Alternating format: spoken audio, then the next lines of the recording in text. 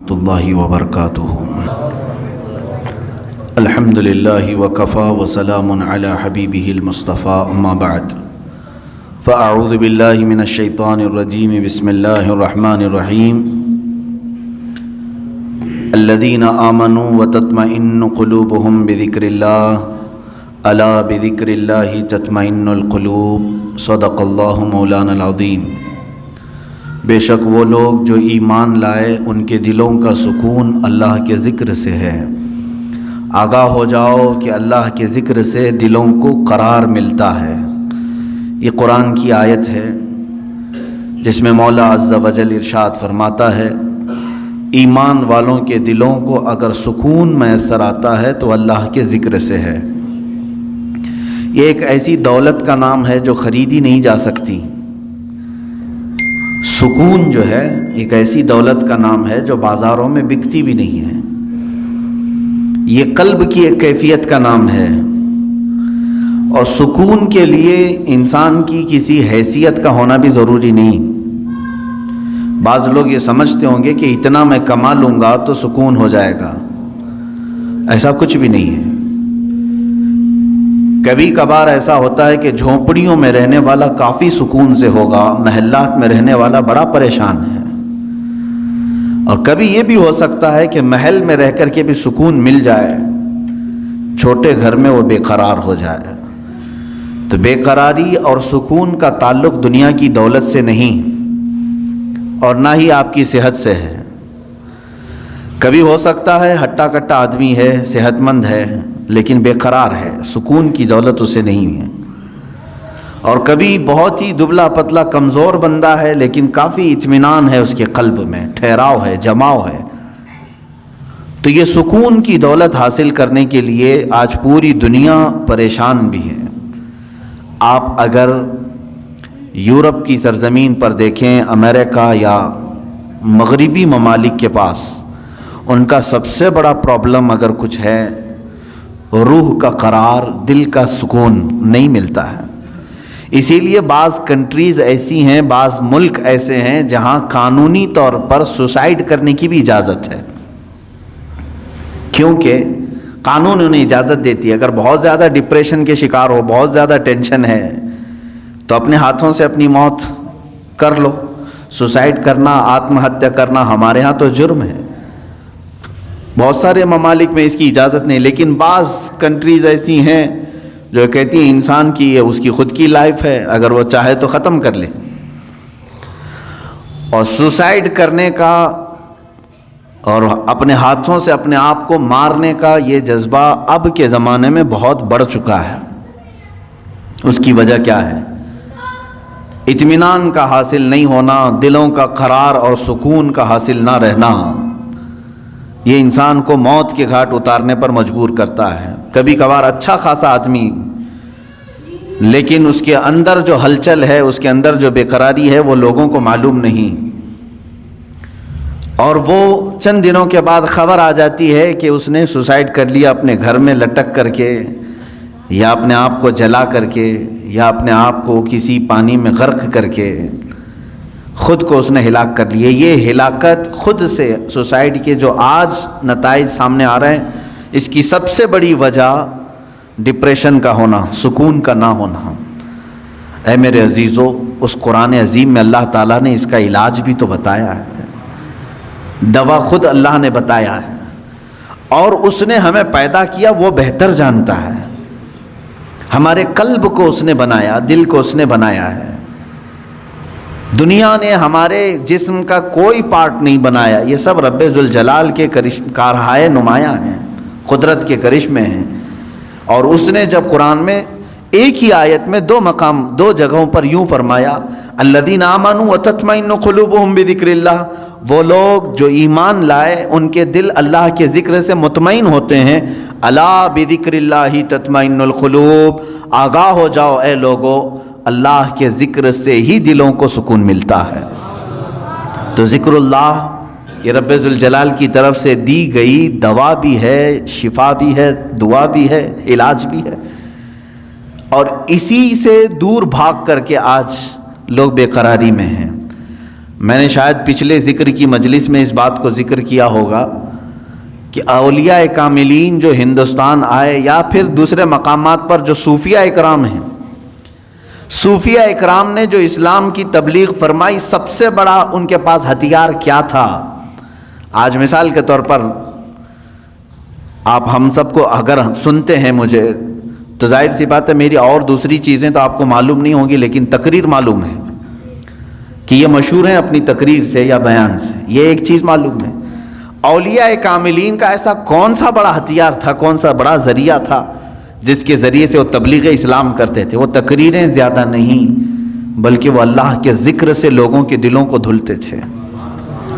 اس چیز سے ہم بہت دور آ چکے ہیں۔ آج جو معاشرہ ہے ہمارے ہاں، قلب کی صفائی کا نظام ہی ختم ہو چکا ہے۔ آج ڈھونڈ کر کے نکالو، بہت سارے بچے پریشان ہیں جو کچھ تحقیق طلب ہیں، جو ریسرچ اسکالر ہیں، وہ پوچھتے بھی ہیں کہ آج بھی ایسی کوئی خانقاہ ہے جہاں دلوں کی مرض کا، دلوں کی بیماری کا علاج ہوتا ہے؟ تو ہم جواب میں یہ کہتے ہیں ہم بھی اسی انتظار میں ہیں، ہم بھی اسی تلاش میں ہیں۔ ہاں، ایسا نہیں ہے کہ پوری دنیا سے یہ سب چیزیں اٹھ گئی ہیں، الا ماشاء اللہ ترکی کے مشائخ آج بھی علاج کرتے ہیں، مصر کے بعض شاذلی مشائخ ہیں جو اپنے مریدین کی آج بھی تربیت کرتے ہیں۔ میں ان کی خانقاہوں میں بیٹھا ہوں جہاں وہ رزق سے لے کر کے ذکر کے تمام مقامات، مراتب، دن اور رات کے تمام تر جو ڈسپلن ہو سکتا ہے راہ سلوک کا، وہ ساری چیزیں آج بھی بتاتے ہیں۔ لیکن یہ ماحول ختم ہو چکا جو صوفیہ اکرام کا تھا۔ آپ سلسلہ چشتیہ کے جتنے مشائخ کو آپ دیکھیں گے ہندوستان آئے ہیں، ان کے ذکر ہی مشہور ہیں۔ حضرت خواجہ سرکار غریب نواز رضی اللہ تعالیٰ عنہ کا ذکر مشہور ہے۔ ختم خواجگان میں بھی ان کے بعض اذکار شامل کیے گئے ہیں۔ خواجہ قطب الدین بختیار کاکی رحمۃ اللہ علیہ، حضرت بابا فرید الدین گنج شکر رحمۃ اللہ علیہ، صابر علاء الدین کلیری رحمۃ اللہ تعالیٰ علیہ، ان کا حال تو یہ ہے کہ قبر میں گئے خود سے بنی بنائی ہوئی اور بند کروایا اور 9 سال تک ذکر الہی میں مشغول رہے، باہر کسی نے ان کو دیکھا نہیں۔ یہ وہ لوگ تھے جن کے اوپر فنا کی کیفیت طاری ہو جاتی، وجدانی کیفیت طاری ہوتی۔ بعض لوگ ہم سے یہ سوال کرتے ہیں کیسے یہ رہ سکتے ہیں 9 سال 10 سال 8 سال 11 سال، جو بزرگوں کے متعلق یہ روایات ملتی ہیں۔ میرے عزیزو، عقل یہاں آ کر کے رک جاتی ہے اور سمجھ نہیں پاتی، کیونکہ انسان کی اپنی ضروریات بھی ہوتی ہیں۔ میرے عزیزو، یہ لوگ جو اہل اللہ ہیں، جب دنیا سے کنارہ کشی کر لیتے، کھانے پینے کی کوئی ان کو احتیاج ضرورت نہ رہتی، اللہ کا ذکر ہی ان کی غذا بن جاتا اور اس غذا کا کوئی فضلہ نہیں نکلتا۔ ہم کو جو حاجتیں ہوتی ہیں پیشاب پخانے وغیرہ کی، تو ہم تو جسمانی غذا کھا رہے ہیں تو پھر اس کا کچرا بھی نکلنا ہے، لیکن جس کی غذا ہی اللہ کا ذکر ہے اس کا کچرا کہاں سے آئے؟ تو ان اولیاء کاملین کو کبھی ان چیزوں کی حاجت ہی نہیں ہوئی جو وہ مجاہدے کے دوران زندگی گزارتے تھے۔ ایسا نہیں ہے کہ پوری زندگی بھر انہیں کبھی ضروریات نہیں ہوتی تھی، لیکن جب وہ اللہ رب العزت کے ذکر میں محو ہو جاتے تھے تو دنیاوی بہت ساری چیزوں سے اللہ تعالیٰ انہیں محفوظ کر لیتا تھا۔ میرے عزیزو، میں 2 چند باتیں آج آپ کے سامنے عرض کروں گا۔ جب ہم اپنا مقصد اصلی بھول جائیں گے تو بہت ساری چیزیں ہم سے چھوٹ جائیں گی۔ ہم بھولے ہوئے لوگ ہیں، ہمارا اصل مقصد ہی یہ تھا۔ اللہ تبارک و تعالیٰ نے قرآن پاک میں فرمایا، میں نے اپنے ذکر کے لیے، اپنی عبادت کے لیے تمہیں پیدا کیا ہے۔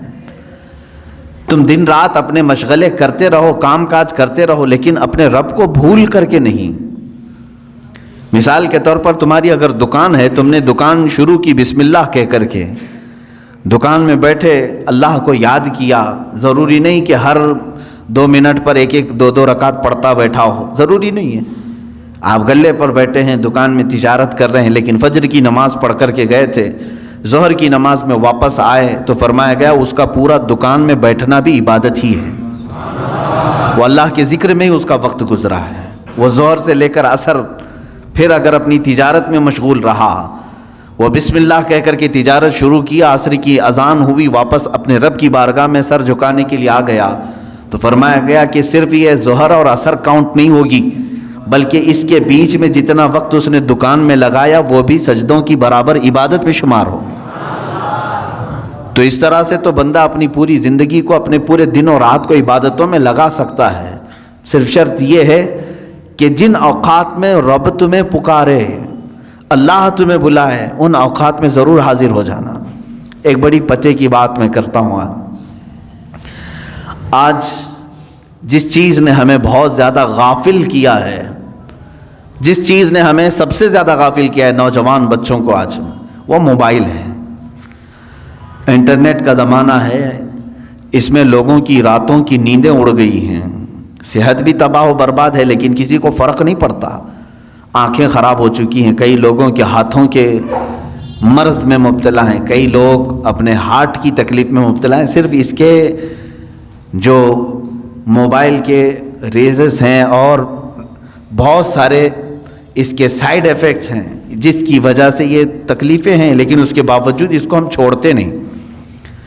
اور میں یہ کہہ رہا ہوں کہ چھوڑ کر کے پورا ختم کرنے کی بھی بات نہیں کر رہا ہوں، اس کا استعمال جن کاموں کے لیے ہے ٹھیک ہے، لیکن اسی سے ہمیں کچھ چیزیں سیکھنا بھی چاہیے تھا، اسی موبائل سے ہی۔ میں محسوس کرتا ہوں کہ انسان اپنا مقصد اصلی بھول گیا، لیکن موبائل اپنا مقصد اصلی ابھی نہیں بھولا۔ موبائل کی ایجاد، موبائل کی بنیاد کس کام کے لیے رکھی گئی؟ یہ صرف کمیونیکیشن کے لیے ہے نا۔ موبائل شروع کیا گیا تھا ایک دوسرے سے تعلق قائم کرنے کے لیے۔ آپ یہاں بیٹھے ہیں، فلاں جگہ آپ کے رشتہ دار ہیں، آپ کو کال کرنی ہے، ان سے بات کرنی ہے، آپ نے ملایا نمبر، بات کر لی۔ شروع میں جو موبائل آیا تھا اتنے ہی کام کے لیے تھا نا، زیادہ سے زیادہ میسج فارورڈ کر سکتے تھے، میسج وہ دیکھتا آپ کو ریپلائی کر دیتا، اتنا ہی کام تھا۔ کال ہو سکتی تھی، میسج ہو سکتا تھا، اور اصل مقصد بھی موبائل کا یہی تھا، کمیونیکیشن۔ ٹھیک ہے، آپ کال کریں، ادھر سے کال آئے اٹھائیں، بات کریں، یہی کام کے لیے موبائل کی موبائل میں ترقی ہوتی گئی، موبائل میں اور ترقی ہوتی گئی۔ چند دنوں کے بعد اس میں میوزک آئی، اس میں گانے بھی آئے، سننے والی چیزیں آئی۔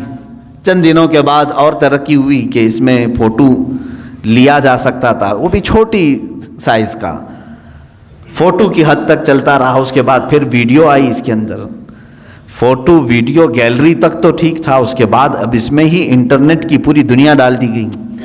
اب اس میں ویب سائٹ بھی کھلنے لگی، جو ٹیلی ویژن میں دیکھ سکتا تھا وہ سب کا سب موبائل میں دیکھنے لگا۔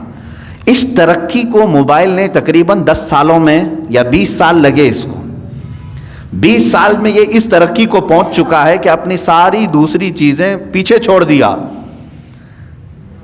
ٹی وی کا بھی وہ آج مقام نہیں رہے گا جو موبائل کا ہے، گھر کے لینڈ لائن کا بھی کوئی اتا پتہ نہیں ہے، منی آرڈر، خط، پوسٹ کارڈ، یہ ساری چیزیں ختم ہو چکی، موبائل سب کی جگہ لے چکا ہے، بہت آگے بڑھ چکا ہے، بہت ترقی کر چکا ہے موبائل۔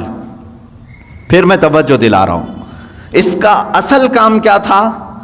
کمیونیکیشن، ایک دوسرے سے کال کرنا۔ موبائل ادھر سے ادھر دو لوگوں کی بات کراتا تھا، لیکن میرے عزیزو ان 20 سالوں میں اس موبائل کو دیکھو، آج یہ ترقی اتنی کر چکا کہ پکس آ گئیں، ویڈیوز آ گئیں، انٹرنیٹ آ گیا، اس کے اندر گیمز آ گئے، سب آ گئے، لیکن چاہے تم کچھ بھی دیکھ رہے ہو موبائل اوپن کر کے، اگر کسی دوسرے نے کال کیا تو وہ اسی وقت کال آتی ہے یا نہیں آتی؟ تمہارے موبائل کا اسکرین شو کرتا ہے یا نہیں کرتا؟ تم فیس بک دیکھ رہے ہو، کال آتی ہے کہ نہیں آتی؟ تم ویڈیو دیکھ رہے ہو، اگر کسی نے کال کیا تو اسی ویڈیو کے بیچ میں ہی یہ بجا کر کے دکھاتا ہے کہ کوئی تمہیں بلا رہا ہے۔ گیم کھیل رہے ہو تم، اندر چاہے جتنے فولڈر کے اندر چلے جاؤ، لیکن اگر کسی نے کال کیا تو وہ گیم وہاں رک جاتی ہے اور کال بجنے لگتی ہے۔ اس کا مطلب یہ ہے کہ جس کام کے لیے یہ شروع ہوا تھا وہ آج تک اپنا مقصد نہیں بھولا، آج تک اس کی ترقی بہت ہو چکی ہے، اس میں بہت ساری ترقیاں آ گئی، انٹرنیٹ کی پوری دنیا آ گئی، لیکن وہ کمیونیکیشن کے لیے جو شروع کیا گیا تھا وہ آج بھی کر رہا ہے کام۔ تم اس موبائل میں 1000 کام کر رہے ہو، لیکن اگر کسی نے تمہیں کال کیا تو اسی کاموں کے بیچ میں ہی وہ تمہیں بجا کے دکھائے گا، گھنٹی بج جائے گی۔ میرے عزیزو، اس موبائل سے ہی یہ بھی سیکھنا چاہیے، انسان کا مقصد اصلی اللہ کی عبادت ہے۔ تم چاہے جتنی بھی ترقی کر چکے ہو، آج تم گھاس پھوس کی مسجدوں سے سنگ مرمر کی مسجدوں میں آ گئے۔ آج ترقی کے زمانے میں تم گھوڑا گاڑی نہیں مرسیڈیز میں گھوم رہے ہوں گے، تم آج یکا گاڑی میں نہیں بلکہ پلین میں سفر کر رہے ہوں گے، ٹرین میں سفر کر، بہت ترقی کر چکے ہو۔ لیکن اسی سے اگر سیکھ سکتے تو سیکھ لیتے۔ آج بھی اگر اللہ کی پکار آ جائے تو مجھے ان کاموں کو چھوڑ کر اسی کے بارگاہ میں حاضر ہونا چاہیے۔ یہ مشین ہے، ایک آلہ ہے، اس مشین نے آج تک اپنا مقصد نہیں فراموش کیا۔ جس کام کے لیے اس کو بنایا گیا تھا وہ موبائل آج بھی وہ کام کر رہا ہے، اگرچہ اس میں بہت ترقی ہو گئی۔ تم تو انسان ہو، تم دنیا کی چکا چوند کو دیکھ کر کے، اس کی چاندنیوں کو دیکھ کر کے اپنے مولا کو کیسے فراموش کر گئے؟ آج جب ہم بات کرتے ہیں تو لوگ یہ کہتے ہیں وہ پہلے کا زمانہ تھا، انہیں کام کاج نہیں تھا، گاڑی گھوڑے کچھ نہیں تھے، اس لیے وہ اللہ اللہ کرتے تھے۔ میرے عزیزو، تب تو تف ہے، لعنت ہے، اس مشین سے بھی زیادہ گئے گزرے ہو۔ ہاں وہ اہل اللہ تھے، ان کے زمانے کے تقاضے تھے، اس کے باوجود وہ رب تعالیٰ کی پکار ہوتی تو ضرور حاضر ہوتے، اس لیے کہ انہیں معلوم تھا ہمارا مقصد ہی دنیا میں آنے کا یہ ہے، چاہے میں ترقی کر کے آسمان پر بھی پہنچ جاؤں، چاہے میں ترقی کر کے چاند تک بھی پہنچ جاؤں، لیکن میرا جو مقصد ہے دنیا میں آنے کا وہ میرے مولا کے حضور حاضر ہونا ہے جب وہ مجھے پکارے۔ عزیزان گرامی وقار، آج جن چیزوں نے ہمیں اپنے مقصد سے دور کیا ہے ان چیزوں سے ہی تم سیکھ سکتے تھے۔ موبائل سے کوئی سیکھ نہیں رہا ہے، اس کو استعمال تو کر رہے ہیں، اسی سے سیکھ سکتے تھے۔ آج اللہ رب العزت کے حضور حاضر ہونے کا جو شوق ہونا چاہیے وہ کیوں نہیں ہے؟ اچھا، ایک اور بات اسی موبائل سے ہم نے جب تحقیق کیا تو یہ بھی پتہ چلا، جب پڑھتے تھے نا کتابیں، سنتے تھے کہ امام اعظم ابو حنیفہ رضی اللہ تعالیٰ عنہ رات کو کھڑے ہوتے تو صبح تک ایک قرآن ختم کر لیتے تھے۔ 4 ورق پڑھنے نہیں ہوتا آج مسجد میں، 2 ورق پڑھتے ہی بھاگنے کا دل کرتا ہے لوگوں کا۔ 30 پارے ایک رات میں کیسے ہوتے تھے، کیسے وہ پڑھ جاتے تھے، ایک رات میں کیسے پورا ختم قرآن ہوتا تھا؟ بلکہ آج بھی موجود ہے جو لوگ کثرت سے قرآن پڑھتے ہیں، یقیناً انہیں کوئی تو مزہ ملتا ہوگا تبھی تو پڑھتے ہوں گے۔ لیکن جب ہم کتابوں میں یہ اور بزرگوں کے بارے میں پڑھتے تھے، حضرت امام مالک رضی اللہ تعالیٰ عنہ کے متعلق بھی ہے، ایک بزرگ کے متعلق میں نام ذہن میں نہیں ہے، فرماتے ہیں کہ وہ کبھی کبھار ایسا ہوتا کہ گھوڑا حاضر کر دیا جاتا سفر کے لیے، گھوڑے پر پیر اٹھاتے ابھی رکھنے کے لیے، اور دوسرا پیر اٹھانے سے پہلے تک وہ پورا ختم قرآن کر جاتے تھے۔ کتنی دیر لگتی ہوگی؟ ہاں، یہ اور بات ہے کہ ان اہل اللہ کے لیے اللہ تعالیٰ زمانے کو گھیر دیتا، ان کے لیے قرآن پاک کو اس قدر تیزی سے پڑھنا یا اس میں ہو جانا، مشغول ہو جانا، یہ کیسا ہوتا تھا یہ سمجھ میں نہیں آتا تھا۔ لیکن اب سمجھ میں آنے لگا جب لوگوں کو، نوجوانوں کو گھنٹوں موبائل میں ڈوبے ہوئے ہم دیکھتے ہیں۔ آخر ہے کیا اس کے اندر؟ رات کو لے کر کے بیٹھا ہے تو صبح کے 4 بجنے لگ گئے، اس کو وقت کا احساس ہی نہیں ہوا۔ فلموں کو دیکھ رہے ہیں یا پھر ویڈیو گیمز، ان تمام چیزوں میں جب نوجوان بیٹھے رہتے ہیں تو ان کو وقت کا خیال ہی نہیں رہتا۔ ہو بہو اس لیے کہ تم اس کو دل دے بیٹھے ہو، ان گیمز کو دل دے بیٹھے ہو، اس لیے تمہیں وقت کا احساس نہیں ہو رہا۔ یہ دل اگر قرآن کو دیا ہوتا تو قرآن کے پڑھنے کا بھی تمہیں کبھی اکتاہٹ اور ملال آ ہی نہیں سکتا۔ ایک بزرگ سے سوال کیا گیا، انہوں نے فرمایا، سوال بھی بڑا اچھا ہے، انہوں نے کہا کہ کبھی ایسا ہوتا ہے فلم دیکھنے کے لیے بیٹھے 3-3 گھنٹے آرام سے بیٹھ جاتے ہیں، 4-4 گھنٹے کرکٹ دیکھنے کے لیے بیٹھ جاتے ہیں، کبھی کچھ بھی نہیں ہوتا، سکون سے بیٹھ جاتے ہیں۔ مسجد میں پائتی بدلتے رہتے ہیں ادھر سے ادھر، اگر تھوڑی دیر ہم بند کریں تو لوگوں کی بے قراری شروع ہو جائے گی، ادھر جانا ہے ادھر جانا ہے, ادھر آنا ہے ادھر آنا ہے, تھوڑی ہلکی آواز آئے کہ سب ادھر طرف توجہ کر لیں. یہ کیا مسئلہ ہے؟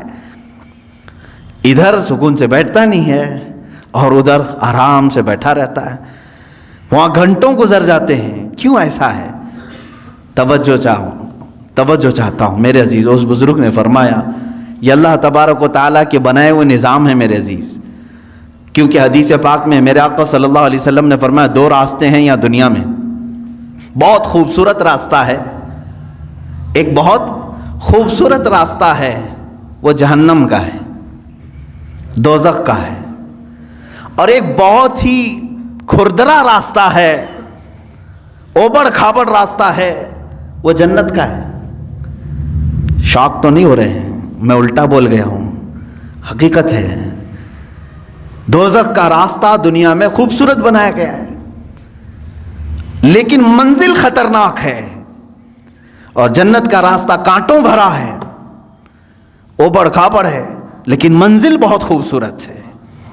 یہ اللہ کے نبی صلی اللہ علیہ وسلم نے فرمایا. اس بزرگ نے اس کے سوال کا جواب دیا, میاں بات یہ ہے اگر تجھے کانٹوں پر بٹھایا جائے تو کتنی دیر تک تو بیٹھے گا؟ پالتی ادھر سے ادھر پائنتی بدلتا ہی رہے گا, ادھر چبا تو ادھر اٹھا, ادھر چبا تو ادھر اٹھا. یہ بے قراری کانٹوں پر بیٹھنے کی وجہ سے ہے. اور جہنم کے راستے پر جو بیٹھا ہے 4 گھنٹے 5 گھنٹے وہ سکون سے ہی بیٹھے گا, اس لیے کہ دنیا میں اس کے لیے سکون بظاہر سکون نظر آئے گا. تو باغیچے میں بیٹھا ہے جس طرح سے, تو دوزخ کے راستے پر دنیا میں جو بیٹھا ہوا ہے وہ اپنے پورے گھنٹے خرچ کرے گا, اسے وہاں اطمینان کی طرح لگے گا. جنت کا راستہ اگرچہ کانٹوں بھرا ہے لیکن منزل بہت خوبصورت ہے. میرے عزیزو, اس بات کو سمجھ کر کے چلو. آج تھوڑا بہت سٹرگل کرنا ہوگا تب تمہیں قلب کا سکون ملے گا. اور اگر آپ گناہوں میں اپنے دل کی لذت اور سکون چاہتے ہیں تو یہ کیسا سکون ملے گا جانتے ہیں آپ؟ کھجلی والا سکون. کھجلی والا سکون, گناہوں کی لذت سے جو سکون ملتا ہے وہ کھجلی والا سکون. میں اکثر کہا کرتا ہوں کھجانے کے وقت اچھا لگتا ہے, جب کھجلی ہو تو دل کرتا ہے, من کرتا ہے کہ کھجاؤں, اس کو کھجاؤ. لیکن جب چھوڑ دیتے ہو اس کے بعد جلن شروع ہوتی ہے, زخم شروع ہو جاتے ہیں. تو یہ کھجلی والا سکون کب؟ جب تک کھجاتے رہتے ہیں تبھی تک. اور چھوڑ دیا تو جلن بھی ہے, داغ بھی ہے, زخم بھی ہے. گناہوں کی لذت سے ملنے والے سکون کی وہی علامت, وہی کیفیت ہے میرے عزیزو. جب تم گناہ کر رہے ہو اس وقت تمہارے نفس کو اچھا لگ رہا ہوگا, لیکن جب عمر ڈھل جائے گی ان گناہوں کے دھبے تمہیں پریشان کریں گے, یہ زخم رہ جائیں گے. یہاں تک کہ جنت میں کچھ لوگ آئیں گے, جنت میں آ بھی جائیں گے, لیکن ان کی پیشانیوں پر دوزخ میں جلے ہوئے داغ موجود ہوں گے. ان کو دوسرے جنتی دیکھ کر کے کہہ رہے ہوں گے فلاں فلاں گناہوں کی وجہ سے اسے داغا گیا ہے, ابھی تک داغ نہیں جا رہے ہیں. کتنے 100 سال کے بعد وہ آیا ہوگا جنت میں, لیکن داغ نہیں جا رہے ہیں. کھجائے ہوئے داغ جلدی جاتے نہیں ہیں. ہمیں بچپن میں نہیں بلکہ جب نئی جوانی شروع ہوتی ہے تو ایک بیماری آتی ہے اکثر نوجوانوں کو, پمپلز کی. خاص طور پر حکماں جو ہیں, علاج اس کا سب سے بہترین علاج یہی بتاتے ہیں کہ اس کو ہاتھ نہ لگاؤ, بس اسے ناخن نہ لگاؤ, اس کو پھوڑو مت, اس لیے کہ وہ دھبا پیدا کر دیتا ہے. تمہیں بے قراری ہو رہی ہے اور جب تک اس کو نہ نکالوں, حالانکہ وہ بہت خراب تو نہیں لگتا لیکن تمہیں خراب لگنے لگتا ہے. یہ سائیکالوجی ہے. اس کو پھوڑ دیتا ہے, کھینچ کے نکال دیتا ہے. کچھ لوگوں کو تو میں نے دیکھا بلیڈ سے کاٹتے ہوئے, زخم تو کر لیا لیکن وہ ہمیشہ کے لیے اس پہ داغ رہ گیا. اب اس داغ کو ختم کرنے کے لیے پتہ نہیں کتنے کریم لگاتا ہے, پھر اس کو لیپا پوتی کی جاتی ہے. گناہوں کے ایسے ہی معاملات ہیں.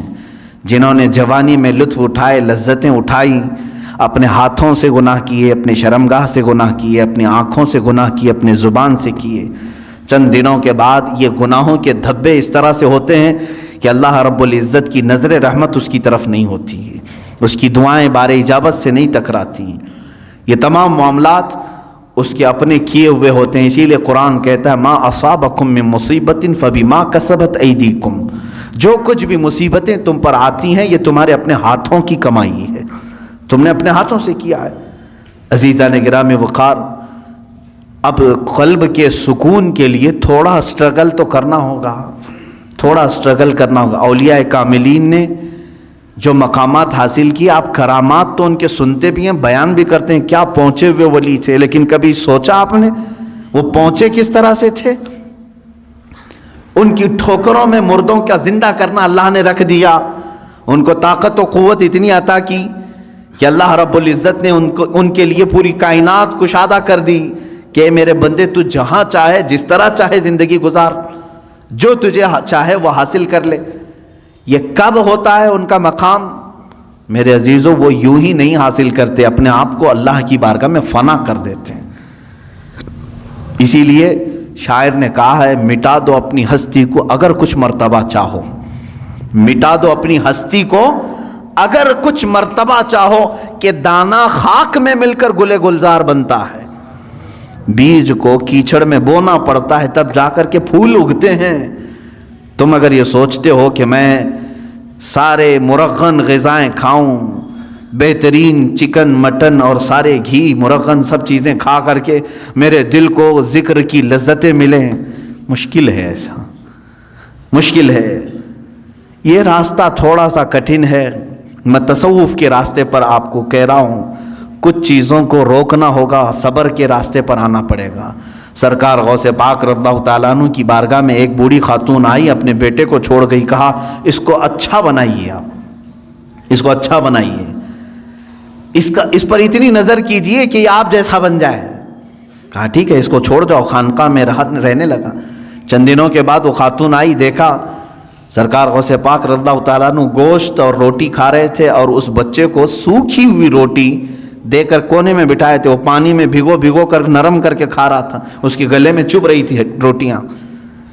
ماں تھی، دیکھ کر کے گھبرائی اور کہا شیخ عبد القادر جیلانی رضی اللہ تعالیٰ عنہ سے، آپ تو بڑا اس کے ساتھ بے انصافی کا معاملہ کر رہے ہیں، نا انصافی کا معاملہ کر رہے ہیں، خود تو آپ گوشت اور روٹی کھا رہے ہیں اور میرے بچے کو سوکھی روٹی جو حلق سے اتر نہیں رہی۔ آپ نے پورا دسترخوان سے جو کچھ بھی تھا کھانے کے بعد اس خاتون کو جواب زبان سے نہیں دیا، وہ جو ہڈیاں جمع تھی سب کو جمع کیا اور اس پر ہاتھ رکھ کر کے کہا قم باذن اللہ، اللہ کے حکم سے اٹھ جا۔ تو وہ جو مرغی ذبح تھی وہ پھر سے زندہ ہوئی۔ بعض اولیاء کاملین کو یہ تصرف دیا گیا ہے، وہ مرغ زندہ ہوا، آپ نے اس خاتون سے کہا کہ اے خاتون، جب تیرا بیٹا بھی اس لائق بن جائے تو اسے بھی میں ایسے ہی کھلاؤں گا۔ اس کی تربیت کا زمانہ ہے، اسے آج صبر سکھایا جا رہا ہے۔ میرے عزیزو، آج یہ میرے لیے بھی نصیحت ہے، آپ کے لیے بھی نصیحت ہے، ہم اچھے کھانے کھاتے ہیں، لیکن ہفتے میں ایک مرتبہ اپنی زندگی میں ایسا دن بھی رکھو کہ یا تو وہ دن روزے سے ہو جائیں، یا تو پھر اس دن فاقہ اس طرح سے کریں کہ جس کو نفس نہ پسند کرتا وہ چیز ہم کھائیں۔ سوکھے چوڑے ہمارے ہاں ملتے ہیں، ظاہر سی بات ہے اس کو چبانے میں دقت ہوتی ہے۔ اس نفس کو مارنا ہو تو ایک دن ایسا رکھو کہ اسی کو کھا لیں ہم۔ روٹیاں سکھا کر کے رات کو اولیاء کاملین رکھتے تھے صرف اپنے نفس کو مارنے کے لیے۔ جب تک آپ یہ جنگ نہیں کریں گے ذکر کی لذت آپ کو نہیں ملے گی۔ ہاں، آپ اللہ اللہ اللہ اللہ کریں گے، سر ہلے گا، دل کچھ بھی نہیں ہلے گا۔ دل کو ہلانے کے لیے پریکٹیکلی طور پر آپ کو کچھ چیزوں سے گزرنا پڑے گا۔ سب سے پہلی چیز ہے اس میں اپنے غذاؤں پر کنٹرول، اپنے غذاؤں پر کنٹرول۔ یہ غذاؤں کی لت جو ہے ہمیں آج حرام کاریوں کی طرف لے جا رہی ہے۔ زبان کے چٹخارے جو ہیں بہت خطرناک ہیں، اسی لیے دنیا میں دو ہی شہوت ہے، سب سے بڑی شہوت، ایک شرمگاہ کی شہوت اور ایک زبان کی شہوت۔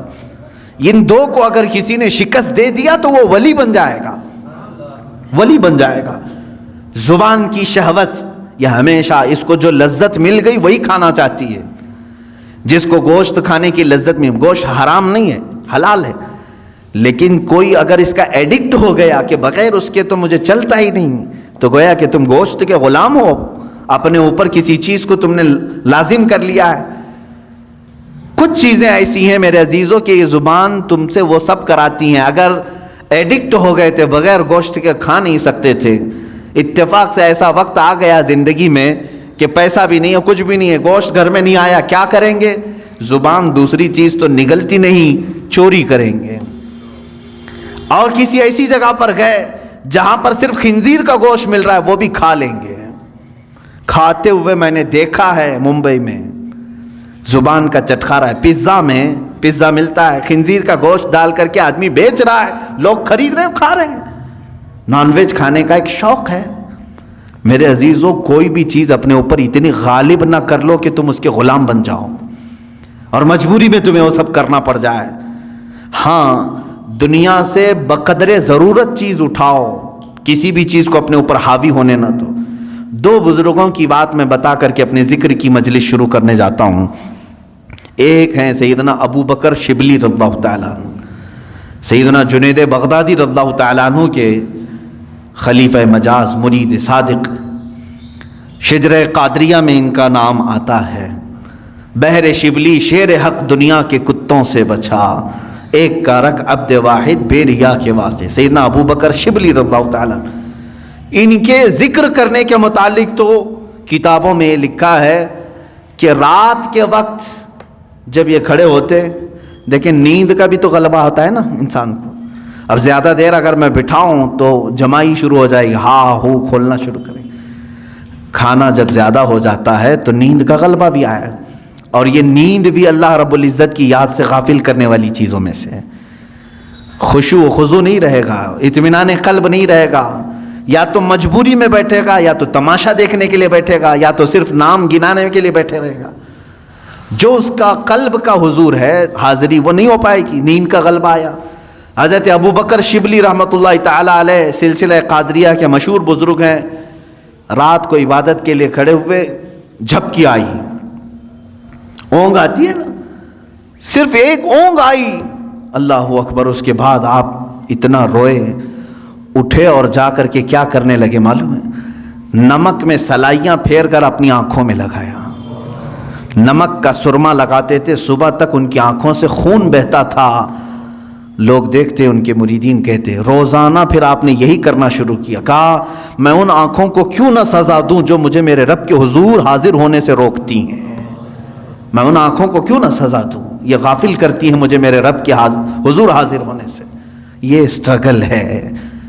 اولیاء کاملین یوں ہی یہ مقامات نہیں حاصل کیے, انہوں نے اپنے آپ کو فنا کر دیا یاد الہی میں.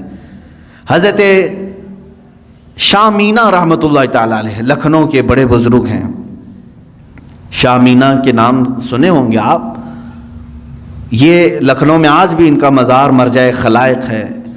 ان کی سیرت میں میں نے پڑھا, رات کو یہ عبادت کے لیے کھڑے ہوتے اگر ذکر کے لیے تو یوں نہیں, نرم قالین ہے, اے سی لگی ہوئی ہے, پنکھے چل رہے ہیں, ماربل کی دیواریں ہیں, ہم آرام سے بیٹھ کر کے اللہ کا ذکر کریں, آرام سے بیٹھ کر کے ہم تقریریں سنیں. نہیں, حضرت شاہ مینا رحمۃ اللہ تعالیٰ علیہ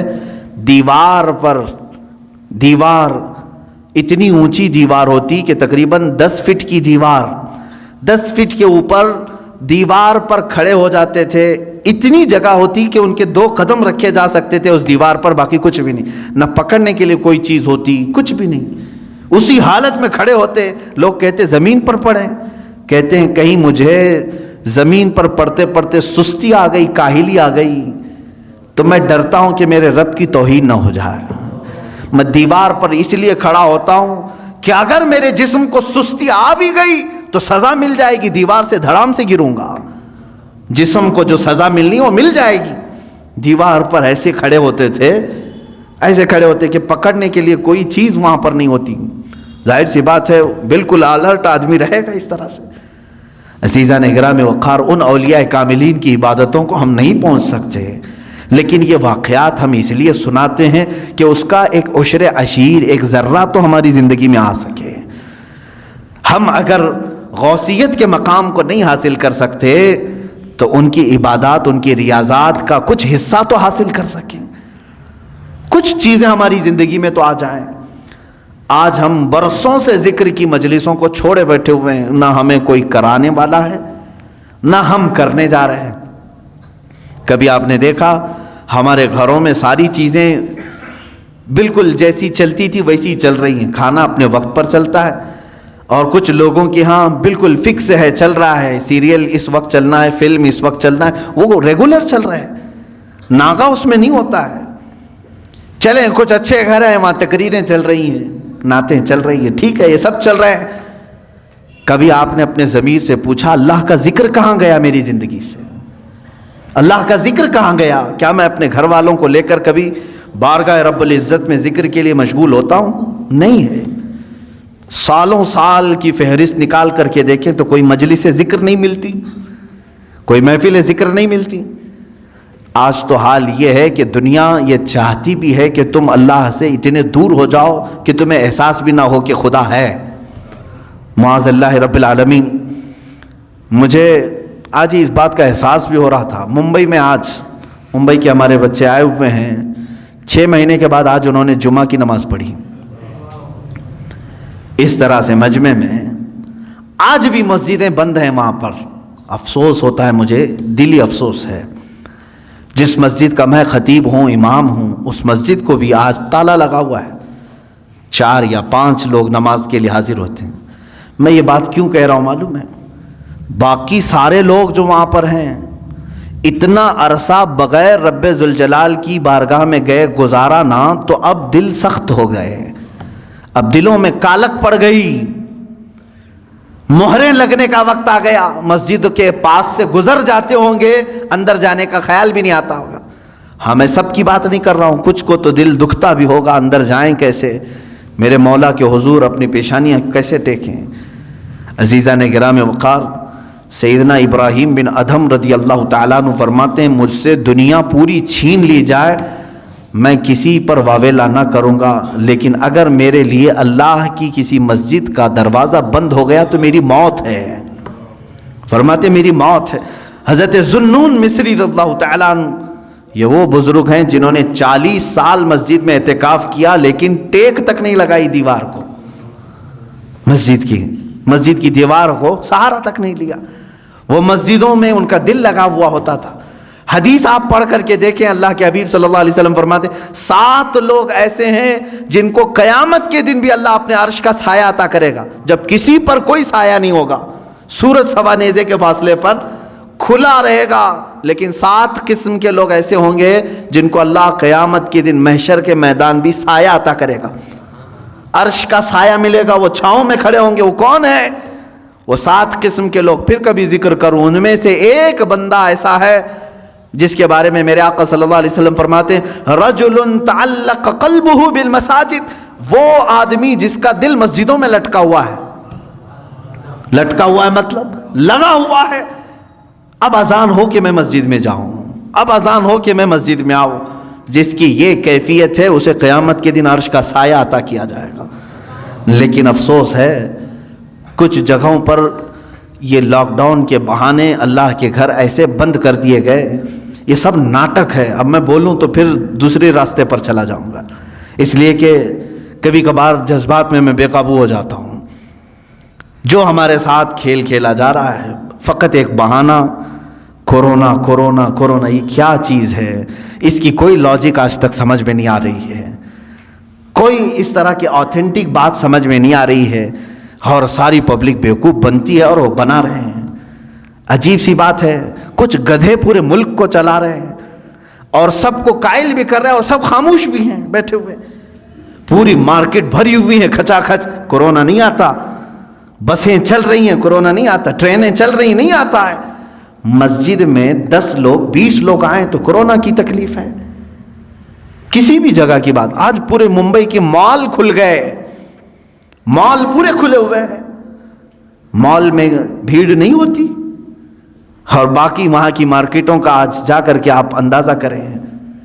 میرے عزیزوں، صرف اور صرف میں، کوئی اور وجہ نہیں، اتنے لمبے عرصے تک آپ کے ہاں بیٹھا رہا ہوں، صرف اور صرف میرے پاس دل میں یہی ایک چیز آتی ہے، میں جاؤں، میرے لیے کافی انتظار ہے وہاں پر۔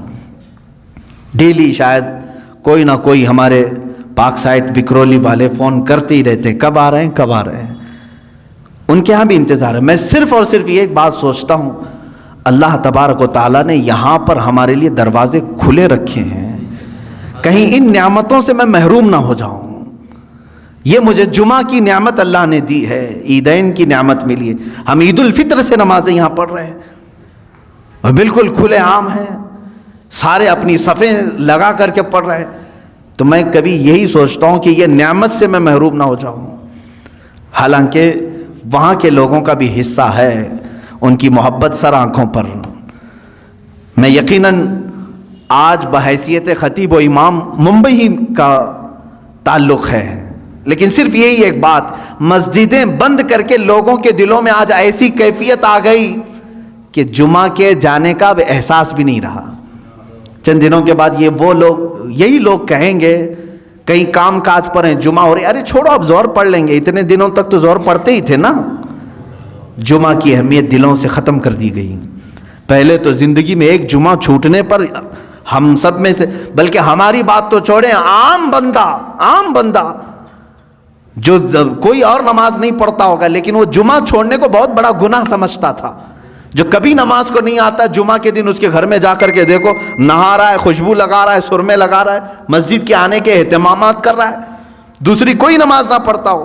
جمعہ کا اہم رتبہ ہمارے دماغ میں موجود تھا، اس کو ختم کر دیا گیا۔ اسی طرح سے ہمارے دلوں سے یہ تمام چیزیں غائب کرنے کے لیے پوری دنیا ایڑی چوٹی کا زور لگا چکی ہے کہ ایک وقت ایسا نہ آ جائے کہ تمہارے دلوں میں یہ بھی خیال ہونے لگے اللہ ہے بھی کہ نہیں ہے، معاذ اللہ رب العالمین۔ کیونکہ جب بندہ اس سے تعلق نہیں رکھے گا تو شیطان کا غلبہ اس کے اوپر ہو جائے گا، شیطان کا غلبہ اس کے اوپر ہو جائے گا اور وہ دماغ میں یہی چیزیں ڈالے گا، کہاں ہے کوئی خدا، کہاں ہے کوئی معبود جس کی عبادت کرنی ہے، سب تو نارمل ہے، ساری دنیا جی رہی ہے، معاذ اللہ رب العالمین۔ اللہ تعالیٰ اسی نحوستوں سے ہمیں محفوظ رکھے۔ اے رب ذوالجلال، زندگی میں کبھی وہ وقت آنے نہ پائے جس وقت ہم تجھ سے غافل ہو جائیں۔ مولا ہم سب کو ہمیشہ تیرے ذکر میں اور تیری یاد میں مشغول رکھ۔ دعا یہی کرتے رہیں، اور اللہ کا وعدہ ہے فَاذْكُرُونِي أَذْكُرْكُمْ، تم مجھے یاد رکھو میں تمہیں یاد کروں گا۔ اور اللہ کا وعدہ سچا ہے، جس نے اسے ذکر کے ذریعے آج یاد کیا، مولا تعالیٰ اس وقت تمہیں یاد کرے گا جب دنیا تمہیں بھول چکی ہوگی۔ دنیا بھول چکی ہوگی لیکن مولا نہیں فراموش کرتا، وہ یاد کرے گا۔ اور اس کی تفسیر میں آپ جا کر کے دیکھیں گے اس آیت کی، اللہ کیسے یاد کرتا ہے بندے کو، اللہ کیسے یاد کرتا ہے؟ تو فرمایا مفسرین نے، تم یہاں مجمع میں اس کو یاد کرو گے، انسانوں کے رب تبارک و تعالیٰ فرشتوں کی جماعت میں تمہارا ذکر کر رہا ہوگا، تمہارا نام فرشتوں کی جماعت میں اللہ بیان کرے گا، یہی اس کا یاد کرنا ہے۔ اور تم دنیا میں اگر مسجد میں اللہ کو یاد کر رہے ہوں گے، اللہ اس کے بدلے میں تمہیں جنت میں یاد کرے گا۔ رب تبارک و تعالیٰ تمہارے نام کا اعلان جنت میں فرمائے گا، اس کا یاد کرنا یہ بہت کمال کا ہے۔ اسی لیے دنیا میں یاد اگر کرو، ذکر اگر کسی کا کرو تو کس کا؟ اللہ رب العزت کا۔ الا بذکر اللہ تطمئن القلوب، آگاہ ہو جاؤ، اللہ کے ذکر سے ہی دلوں کو سکون ملتا ہے۔ ذکر کی مجلس ہم قائم کرتے ہیں، اللہ تبارک و تعالی ہمارے دلوں کی کدورت کو ختم فرمائے، دلوں کی سختیوں کو دور فرمائے، ہمارے آنکھوں میں اللہ تعالیٰ سرور عطا فرمائے، ہماری زبانوں میں نور عطا فرمائے، ہمارے قلب کو، ہمارے ذہن کو وسوسوں سے محفوظ فرمائے، اور ہمیشہ اپنے ذکر پر قائم رکھے، اپنے ذکر پر ہی ہماری موت عطا فرمائے۔